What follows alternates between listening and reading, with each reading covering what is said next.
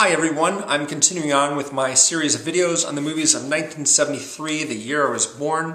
The film that I'd like to talk about now is Cleopatra Jones. And for those of you who've seen Austin Powers in Goldmember, will remember the Beyonce character called Foxy Cleopatra, which is an obvious reference to both Foxy Brown and this movie Cleopatra Jones. In fact, the whole look of Cleopatra Jones seems to be a very direct inspiration for Foxy Cleopatra in the Austin Powers movie. She is played by Tamara Dobson, who I wasn't really familiar with. There was a sequel to Cleopatra Jones called Cleopatra Jones and the Casino of Gold, which she starred in. She was also in the television series Buck Rogers in the 25th Century and Chained Heat, which is another notorious exploitation movie. This was directed by a guy named Jack Starrett, who is actually more well known as an actor. He appeared in the Mel Brooks comedy Blazing Saddles and the first Rambo movie, First Blood.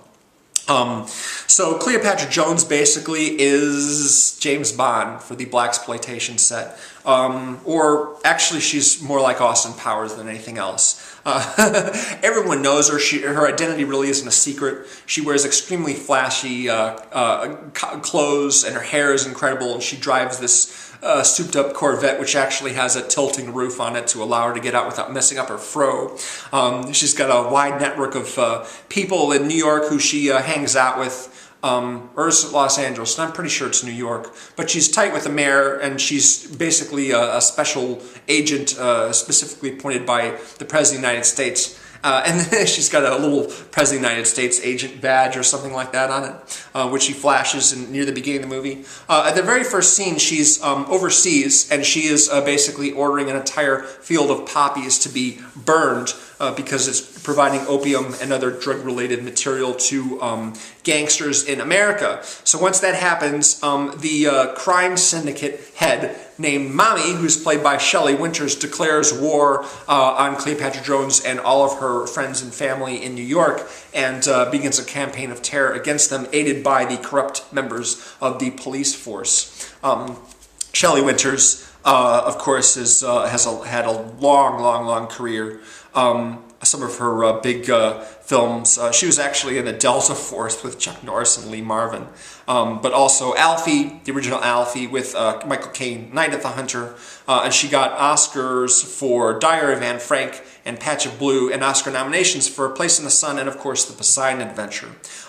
She's way over the top. In fact, this whole movie is really over the top.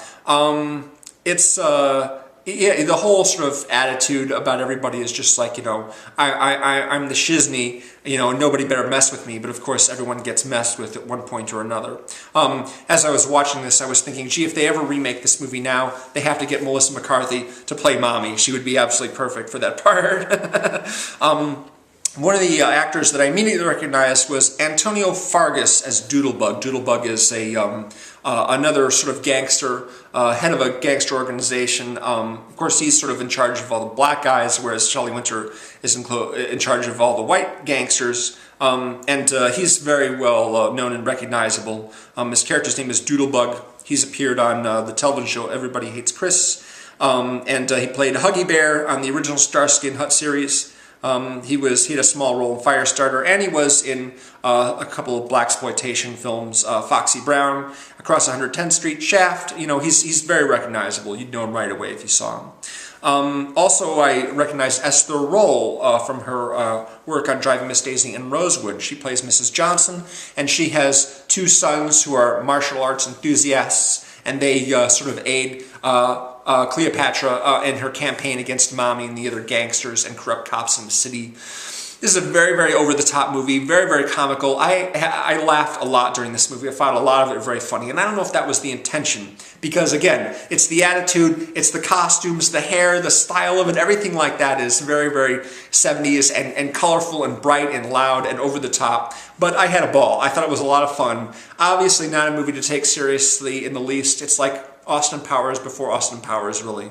Of course, some people will say it's more like Matt Helm. Matt Helm inspired Austin Powers, but seriously, I mean, you just look at this movie and it looks like an Austin Powers movie with all the crazy, silly martial arts fighting, you know, which doesn't look anything like the more realistic martial arts or fights you see in other films, like you know, anyone really, Jet Li, Bruce Lee, you know, whomever, you know, all the, Jason Statham, you know, all the fighting in those movies is much more realistic and believable than it is, whereas in this movie it's very Austin Powers with someone just, you know, running around basically, you know, squaring off with someone and then delivering a kick that people could block in a million years because it's so slow, but it fells the bad guy anyway. You know, that's the kind of thing that's happening there. There's a long car chase. There's gags involving a car junkyard and the magnetic crane that basically picks things up, and there's gags involving that. It's crazy. I have to say there are a couple moments in the movie that really surprised me because suddenly something really bad happens all of a sudden. Shooting happens or somebody gets shot like really sort of suddenly, and there were a couple of moments like that that kind of took me by surprise. So good on everyone for that. But mostly this is a comedy. And I had a lot of fun watching it. I really enjoyed it quite a bit. More so than Coffee, actually. Of course, there's also a movie called The Mac. Yes, that's right, The Mac, which stars Max Julien, I think? Max Julien?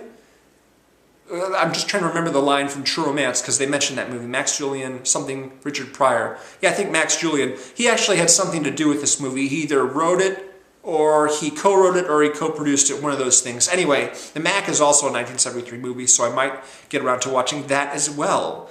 We'll see. I'm not done with my series yet. There's going to be more.